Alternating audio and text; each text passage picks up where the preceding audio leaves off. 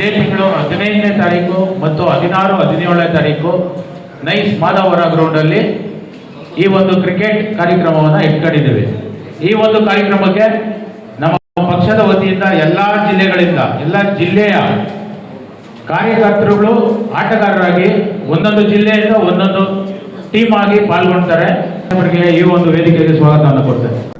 ನಮ್ಮ ದೇಶದ ಮಾಜಿ ಪ್ರಧಾನಮಂತ್ರಿಗಳು ಮಣ್ಣಿನ ಮಗ ದೇವೇಗೌಡ ಅಪ್ಪಾಜಿಯವರ ಹುಟ್ಟುಹಬ್ಬದ ಪ್ರಯುಕ್ತ ಮತ್ತು ನಮ್ಮ ಪಕ್ಷದ 25 ವರ್ಷದ ಏನು ರಜತ ಮಹೋತ್ಸವ ಈಗಾಗಲೇ ಪ್ರಾರಂಭ ಆಗಿದೆ, 25 ವರ್ಷ ಪೂರ್ಣಗೊಂಡು ಆ ಒಂದು ನೆನಪಿಗೋಸ್ಕರ ನಮ್ಮ ಪಕ್ಷದ ಎಲ್ಲ ಕಾರ್ಯಕರ್ತರುಗಳು, ಮುಖಂಡರುಗಳು ಸೇರಿ ಇದೇ ತಿಂಗಳು 15, 16, 17ನೇ ತಾರೀಕು ಮಾಧವರ ಗ್ರೌಂಡು ನೈಸ್ ಗ್ರೌಂಡಲ್ಲಿ ಒಂದು ಹೊನಲು ಬೆಳಕಿನ ಕ್ರಿಕೆಟ್ ಪಂದ್ಯಾವಳಿಯನ್ನು ಆಯೋಜನೆ ಮಾಡ್ಕೊಂಡಿದ್ದೀವಿ.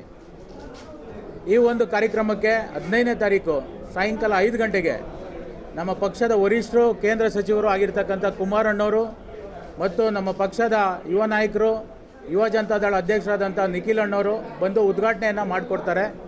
ಮತ್ತು ಪಕ್ಷದ ಎಲ್ಲ ಶಾಸಕರು, ಮಾಜಿ ಶಾಸಕರು ಸಹ ಅವತ್ತಿರ್ತಾರೆ. ಮತ್ತು ಪಕ್ಷದ ಕಾರ್ಯಕರ್ತರು ಸಹ ಆ ಒಂದು ಕಾರ್ಯಕ್ರಮದಲ್ಲಿ ಇರ್ತಾರೆ.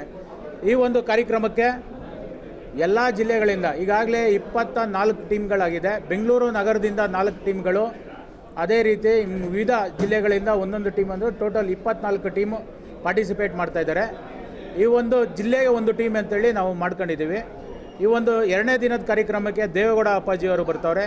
ಅದೇ ರೀತಿ 3ನೇ ದಿನ ಕಾರ್ಯಕ್ರಮವನ್ನು 17ನೇ ತಾರೀಕು ಮುಗಿಸಿ ಎಲ್ಲರಿಗೂ ಏನು ಬಂದಿರತಕ್ಕಂಥ ಎಲ್ಲ ಪ್ಲೇಯರ್ಸ್ಗೂ ಒಂದು ನೆನಪಿನ ಕಾಣಿಕೆ ಕೊಟ್ಟು, ಗೆದ್ದಿರ್ತಕ್ಕಂಥ ಪ್ಲೇಯರ್ಸ್ಗಳಿಗೆ ಮೊಮೆಂಟಸ್ ಕೊಟ್ಟು, ನಮ್ಮ ಪಕ್ಷದ ಕಾರ್ಯಕರ್ತರು, ಮುಖಂಡರುಗಳಲ್ಲಿ ಸಂಘಟನೆ ಮಾಡೋಕ್ಕೆ ಯುವಕರಲ್ಲಿ ಒಂದು ಸ್ಪೋರ್ಟ್ಸ್ಮನ್ಶಿಪ್ ವಿತ್ ಒಂದು ಒಳ್ಳೆಯ ರೀತಿಯಾದ ಸಂಘಟನೆ ಆಗಲಿ ಅಂತ ಈ ಕಾರ್ಯಕ್ರಮವನ್ನು ಇಟ್ಕೊಂಡಿದ್ದೀವಿ ಸರ್.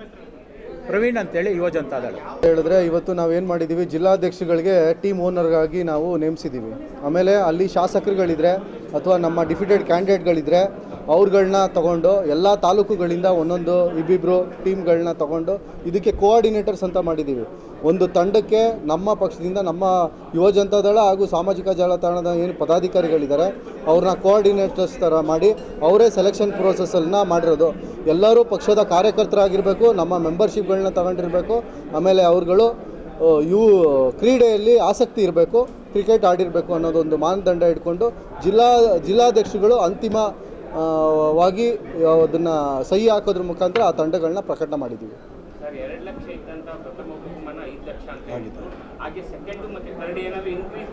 ಮಾಡೋ ಪ್ಲ್ಯಾನ್ ಇದೆ ಸರ್, ನೋಡೋಣ.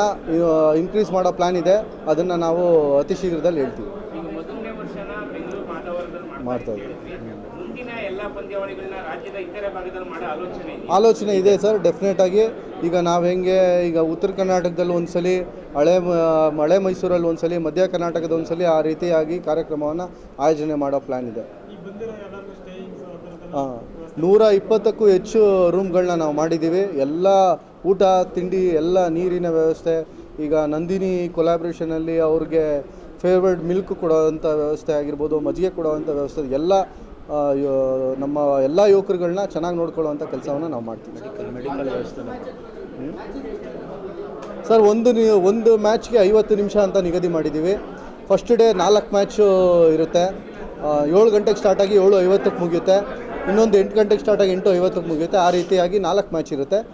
ಮತ್ತು ನೆಕ್ಸ್ಟ್ ದಿನ 9 ಗಂಟೆಯಿಂದ ಸ್ಟಾರ್ಟ್ ಆಗಿದ್ದಂಥ ಪಂದ್ಯಾವಳಿ 10 ಗಂಟೆ 50 ನಿಮಿಷದವರೆಗೂ ನಡೆಯುತ್ತದೆ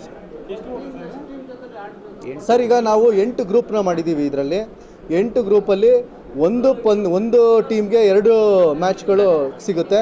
ಆ 2 ಮ್ಯಾಚಲ್ಲಿ ಯಾರು 2 ಗೆಲ್ತಾರೆ ಅಥವಾ ಒಂದೊಂದು ಗೆದ್ದು ರನ್ ರೇಟಲ್ಲಿ ಯಾರು ಇರ್ತಾರೆ ಅವ್ರುಗಳು ನೆಕ್ಸ್ಟ್ ಸುತ್ತಿಗೆ ಕ್ವಾಲಿಫೈರ್ ಆಗ್ತಾರೆ ಸರ್. 6 ಓವರು ಸರ್, 6 ಓವರ್ಸು ಎಲ್ಲೋ ಟೆನ್ನಿಸ್ ವಿಕ್ಕಿ ಬಾಲ್ನಲ್ಲಿ ಆಡೋವಂಥ ಪ್ರಯತ್ನ ಮಾಡಿ.